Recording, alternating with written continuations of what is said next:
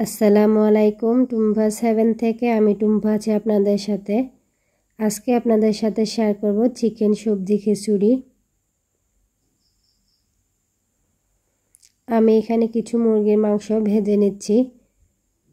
এখানে চর্বি, মুরগির যে চামড়া, পা, কলিজা সবই আছে। আমি আসলে এটা খেয়াল করিনি, যখন আমি ফ্রিজ থেকে খিচুড়ির জন্য মাংসটা বের করে তখন দেখলাম যে সবই আছে। কি আর করার, আমি সবগুলো একসাথে ভেজে নিচ্ছি। খিচুড়িতে এগুলো কিন্তু খুব যে খারাপ লাগে তা না, মোটামুটি ভালোই লাগে।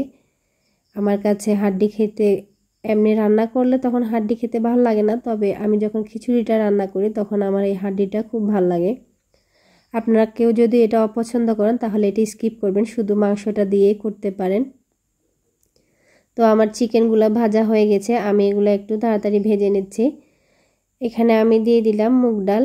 এখানে 200 গ্রাম মুগ ডাল আছে। মুগ ডালটা অবশ্যই আপনারা ভেজে রান্না করবেন। যে কোনো রান্নার ক্ষেত্রে মুগ ডালটা ভেজে রান্না করতে হয়, না হলে মুগ ডালের ভিতর যে একটা কাঁচা আষ্টে গন্ধ থাকে, ওইটার কারণে খেতে ভালো লাগে না।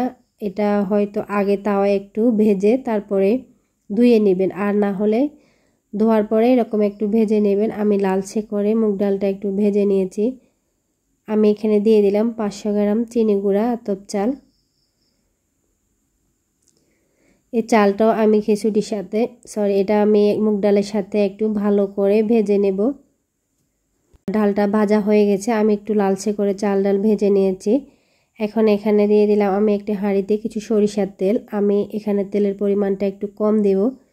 দিয়ে দিলাম এখানে 1 কাপ পেঁয়াজ। যেহেতু আমি আগে মুরগি ভাজি করেছিলাম, ওখানে অনেকটা তেল ছিল, ওই তেলে আমি আবার চাল আর ডালটা ভেজে নিয়েছি। এটাতে সুন্দর একটা স্মেল আসে, খেতেও খুবই ভালো লাগে।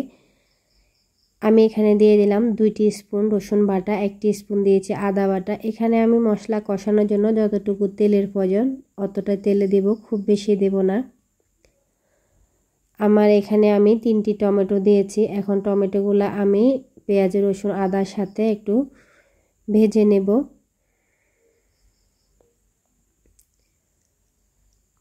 দিয়ে দিলাম সামান্য একটু পানি দিয়ে আমি আরও একটু কষিয়ে নিচ্ছি। মশলাটা ভালোভাবে কষানো হলে খিচুড়িটার টেস্ট ভালো আসবে। এখানে দিয়ে দিলাম আমি 2 টিস্পুন হলুদের গুঁড়া, 1 টিস্পুন দিয়েছি জিরা ধনিয়ার গুঁড়া, 1 টিস্পুন দিয়েছি গরম মশলার গুঁড়া, 1 টিস্পুন মরিচের গুঁড়া, 3টি দিয়েছি তেজপাতা, 3টি এলাচ আর 2 টুকরা দিয়েছি আমি দারচিনি। সবগুলো একসাথে একটু কষিয়ে নেব।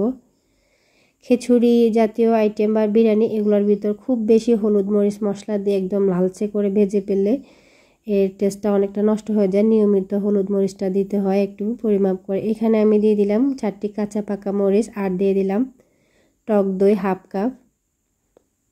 সব কিছু আমি আবারও একটু কষিয়ে নিচ্ছি। এখানে দিয়ে দিলাম 1 টিস্পুন লবণ আর 1 টিস্পুন দিয়ে দিচ্ছি চিনি আর লবণটা মশলার সাথে একসাথে ভেজে নেব। আমি এখানে টক দই ব্যবহার করেছি, তাই একটু চিনি দিয়ে দিলাম। এখানে দিয়ে দিলাম যে মুরগির মাংসটা আমি ভেজে রেখেছি সেটা আমি দিয়ে দিয়েছি। দিয়ে সবগুলো আমি একটু একসাথে কষিয়ে নেব। ভালো করে একটু কষাতে হবে। এখন আমি এখানে দিয়ে দেব বাঁধাকপি। এখানে 250 গ্রামের মতো বাঁধাকপি আছে। আমি বাঁধাকপিটা মুরগির মাংসের সাথে একসাথে ভালো করে ভেজে নেব। এখন তো গরম, অনেকটাই গরম পড়ছে, ভাবলাম কি খাবো, বারবার রান্না করতেও ভালো লাগে না। এমন কিছু চাই যেটা খেলে সবজির চাহিদাটাও পূরণ হলো, আবার চিকেনটাও থাকলো, একটু ডালও থাকলো, আর অন্য কিছু রান্না করার প্রয়োজনও হলো না, 2-1 টাইম খাওয়া যাবে। তো আমি এখানে যে ডাল আর চালটা ভেজে রেখেছিলাম সেটা আমি অ্যাড করে দিলাম। সবগুলো একসাথে আবারও একসাথে একটু ভেজে নেব। তো সেই চিন্তাটা করেই এভাবে একটু রান্না করলাম। এটা খেতে খুবই ভালো হয়েছিল আর এটা সত্যি খুব স্বাস্থ্যসম্মত ছিল। এই কারণেই বারবার রান্নার ঝামেলাটা লাগে না, আমার 2-1টা টাইম চলে গেছিলো। এমনি গরমের ভিতর বারবার রান্না করা বিরক্তিকর। খিচুড়িটা অনেকে হয়তো শীতের সময় খায়, কিন্তু এই সবজি খিচুড়িটা আমার মনে হয় গরমের সময়ও খুব মন্দ হয় না, স্বাস্থ্যসম্মত ভালোই লেগেছিল। রেসিপিটি ভালো লাগলে অবশ্যই তৈরি করবেন বাসায়, আর ভিডিওটি ভালো লাগলে লাইক, কমেন্ট, শেয়ার করবেন, সাবস্ক্রাইব করে চ্যানেলের পাশে থাকবেন। আমি এখানে দিয়ে দিয়েছিলাম 4 কাপ পানি। আমি যে পটে 2 পট চাল নিয়েছি ওই পটে আমি 4 পট পানি দিয়ে দিয়েছিলাম। আর দিয়েছি আমি ডালের জন্য, ডালটা যতটুকু নেবেন ঠিক ততটুকুই পানি দেবেন। আমি 1 কাপ ডাল দিয়েছিলাম আর 1 কাপ দিয়েছি পানি। পানিটা অবশ্যই গরম পানি ব্যবহার করবেন। আমি এগুলো একটু 80% মতো সিদ্ধ হয়েছে। এখন দেখুন আমি এভাবে একটু চেপে এটা 10 মিনিটের জন্য ঢাকনা দিয়ে রেখে দেব। 10 মিনিট পর আমি এটা একটু উল্টিয়ে দিচ্ছি।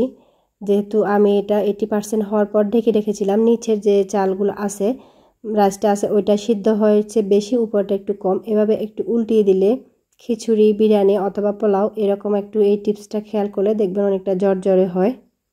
আমি এখন এটা পরিবেশন করে দেখিয়ে দিচ্ছি যে আমার খিচুড়িটা কতটা ঝরঝরে আর সুন্দর হয়েছে। রেসিপিটি ভালো লাগলে অবশ্যই বাসায় তৈরি করে পরিবারের সবার সাথে উপভোগ করবেন। আল্লাহ হাফেজ।